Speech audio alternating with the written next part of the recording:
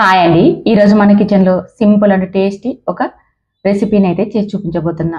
ఇది మన ఆంధ్ర స్టైల్లో కాకుండా కర్ణాటక స్టైల్లో చేస్తే ఎలా ఉంటుందో మీరు కూడా ఒకసారి ట్రై చేయండి. మన ఆరోగ్యానికి చాలా మంచిది. కడుపును చల్లగా ఉంచేస్తుంది, జీర్ణశక్తిని పెంచుతుంది, అలాగే గ్యాస్ట్రిక్ ట్రబుల్ని చాలా మటుకు తగ్గించేస్తుంది. ఒక ముక్కలో చెప్పాలంటే ఇది మన బాడీకి చలవనిస్తుంది. ఇలాంటి హెల్దీ రెసిపీని మీరు ట్రై చేసి టేస్ట్ చేయండి. దీనికోసం చిక్కటి పెరుగును తీసుకోవాలి. పెరుగు అనేది కాస్త పుల్లగా ఉంటే సరిపోతుంది. అందులోకి 2 కప్పుల నీళ్ళను వేసుకోవాలి. ఏ కప్పుతో అయితే మనం పెరుగు తీసుకున్నామో అదే కప్పుతో 2 కప్పుల నీళ్ళను వేసేసుకొని ఇదంతా కూడా స్మూత్‌గా మజ్జిగలాగా చేసుకోవాలి. చిక్కటి మజ్జిగ తయారైపోతుంది. పెద్దల కాలంలో అయితే కవ్వంతో మజ్జిగను తయారు చేసుకునేవారు. అవి ఇంకా టేస్టీగా వచ్చేది. ఇప్పుడు మన దగ్గర కవ్వాలు లేవు కాబట్టి విస్కర్‌తో మనం చిక్కటి మజ్జిగను తయారు చేసుకుందాం. మా చిన్నప్పుడు అదేనండి, మాది పల్లెటూరు. అక్కడ ఆవులు, గేదెలు ఎక్కువగా ఉండేటివి. వాటితో మజ్జిగను ఎక్కువగా తయారు చేసేవారు. మజ్జిగ చిలికేటప్పుడే మేము పిల్లలందరము చేరి తలా ఒక కప్పు చిక్కటి మజ్జిగను తాగేసేవాళ్ళం. ఇప్పుడు మనం మజ్జిగ సాంబార్‌లోకి వచ్చేద్దాం. దీనికోసం మిక్సీ బౌల్ తీసుకోండి. అందులోకి 3 ఇంచుల పచ్చి కొబ్బరిని, అలాగే 1 స్పూన్ బియ్యాన్ని గంట ముందే నానబెట్టి వేసుకోండి. 4 లేదా 5 పచ్చిమిర్చి, చిన్న అల్లం ముక్కను వేసేసుకొని మెత్తని పేస్ట్ లాగా గ్రైండ్ చేసి పక్కన పెట్టేసేసుకోండి. ఇప్పుడు స్టవ్ మీద మజ్జిగ సాంబారు తయారు చేసుకోవడానికి ఒక బౌల్ పెట్టేసుకొని 2 స్పూన్ల ఆయిల్ వేసేసుకొని 1 స్పూన్ ఉద్దిపప్పు, 1 స్పూన్ శనగపప్పు, 1 స్పూన్ ఆవాలు, అలాగే 1 స్పూన్ జీలకర్ర వేసేసుకొని ఇవన్నీ కూడా మంచిగా క్రిస్పీగా అవ్వాలి. అంతవరకు లో ఫ్లేమ్లో వేయించుకోండి. అవి బాగా ఫ్రై అయిపోయాక 3 లేదా 4 ఎండుమిర్చి ముక్కలు వేసేసుకొని వీటిని కూడా మంచిగా వేయించుకోండి. ఇవంతా బాగా వేగితే తినేటప్పుడు మనకి క్రిస్పీగా తగులుతాయి. తర్వాత 5 లేదా 4 వెల్లుల్లి రెబ్బల్ని కచ్చా పచ్చగా దంచి అందులోకి వేసేసుకొని వీటిని కూడా రంగు మారేంత వరకు వేయించుకోండి. తర్వాత కాస్త పెద్దగా ఉన్న ఉల్లిపాయని పొడవుగా నైస్‌గా కట్ చేసి ఇందులోకి వేసేసుకోండి.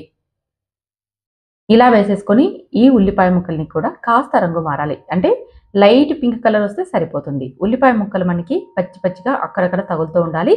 అందుకోసమని జస్ట్ ఒక 2 లేదా 3 నిమిషాలు మాత్రమే లో ఫ్లేమ్‌లో వేయించుకోండి. తర్వాత ఇందులోకి మనం ఇందాక గ్రైండ్ చేసి పెట్టుకున్నాం కదా! ఆ పేస్ట్‌ను, అదేనండి పచ్చి కొబ్బరి బియ్యం, ఆ పేస్ట్‌ని ఇందులోకి వేసేసుకోవాలి. తర్వాత చిటికెడు పసుపును వేసేసుకొని ఇదంతా కూడా 1 నిమిషం పాటు వేయించుకోవాలి. చూడండి, ఈ విధంగా ఈ మిశ్రమాన్ని వేయించుకొని తర్వాత ఇందులోకి ఒక టీ గ్లాస్‌కి కాస్త ఎక్కువగా వాటర్‌ని వేసేసుకోండి. ఇలా వేసేసుకొని ఇదంతా బాగా కలిసేలాగా కలుపుతూ 5 నిమిషాల పాటు ఉడికించుకోండి. చూడండి, ఇక్కడంతా కూడా మీకి 1 కప్పు పెరుగు. ఇది గ్రాముల్లో చెప్పాలంటే 200 గ్రామ్స్ పెరుగుంటుందండి. ఆ 200 గ్రామ్స్ పెరుగుకి నేనిక్కడ మెజర్‌మెంట్‌లో చూపించిన కొలతలతో అన్నీ కూడా వేసుకోండి. 3 ఇంచుల కొబ్బరిని, 4 పచ్చిమిర్చి, చిన్న అల్లం ముక్క, 1 స్పూన్ బియ్యం ఇవన్నీ వేసుకుంటే కరెక్ట్‌గా సరిపోతాయి. చూడండి, వాటర్ వేశాక మనం ఒక 5 నిమిషాల పాటు లో ఫ్లేమ్‌లో ఉడికించుకొని ఒక్కసారి టేస్ట్ చేయాలి. మనకి ఇది పచ్చివాసన పోయిందా లేదా అని. అలాగే ఇది పచ్చివాసన పోయినాక అప్పుడు ఇందులోకి మజ్జిగని యాడ్ చేసేసుకోవాలి. మజ్జిగను వేసుకునే ముందు మంటని లో ఫ్లేమ్‌లోకి టర్న్ చేసేసుకోవాలి. లేదనుకోండి వేసిన వెంటనే మనకి మజ్జిగ అనేది విరిగిపోతాయి. అందుకని పచ్చి వాసన పోయేంత వరకు వేయించుకున్నాక అప్పుడు మంటను లో ఫ్లేమ్‌లోకి టర్న్ చేసేసుకొని చిక్కటి మజ్జిగను అందులోకి యాడ్ చేసేసుకోండి. స్టవ్‌నైతే ఆపేయక్కర్లేదండి. లో ఫ్లేమ్‌లోనే ఉండనివ్వాలి. అప్పుడే మనకి మజ్జిగ అనేది కాస్త వేడైతాయి. ఇలా మజ్జిగను వేసుకొని కలిపి తర్వాత చిటికెడు ఇంగువను వేసుకోవాలి. అలాగే రుచికి సరిపడా ఉప్పును వేసుకోవాలి. మజ్జిగ పులుసులోకి కానీ, మజ్జిగ సాంబార్‌లోకి కానీ ఇంగువ అనేది మనం పైన వేసుకోవాలి. చాలా మటుకు మనం తాలింపులోకి వేసుకుంటూ ఉంటాం కదా!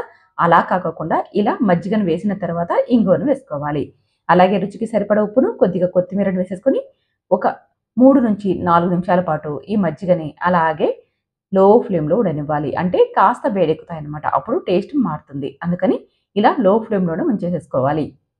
వీలైతే ఒక 5 నిమిషాల పాటు అలాగే ఉండనివ్వండి. మీకి 3 లేదా 4 నిమిషాలకి ఇవి కాస్త వేడయ్యాయి అని అనిపిస్తే స్టవ్ మీద నుంచి దించేసేసుకోండి. చూడండి, ఎంత చిక్కటి మజ్జిగ చారు రెడీ అయిపోయిందో. చాలా చాలా చిక్కగా ఉంటుంది తెలుసా? రైస్‌లోకి తింటూ ఉంటే ఇంకా 4 ముద్దలు ఎక్కువ తినేయొచ్చు. అంత టేస్టీగా ఉంటుంది.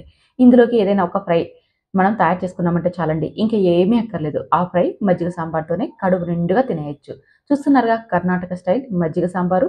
మీరు కావాలంటే ఇందులోకి కొన్ని వెజిటబుల్స్‌ని యాడ్ చేసేసుకోవచ్చు. దోసకాయ ముక్కల్ని, అలాగే క్యారెట్ ముక్కల్ని ఇలా మన దగ్గరున్న వెజిటబుల్స్‌ని కూడా ఇందులోకి వేసేసుకొని ఈ కర్రీని అయితే ప్రిపేర్ చేసేసుకోవచ్చు. చాలా చాలా టేస్టీగా ఉంది. వన్స్ మీరు ట్రై చేశారంటే ఎప్పుడు కూడా మీరు ఇలాగే చేస్తూ ఉంటారు. మరి ట్రై చేస్తారు కదూ!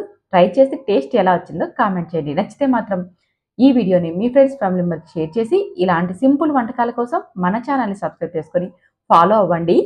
Thank you for watching.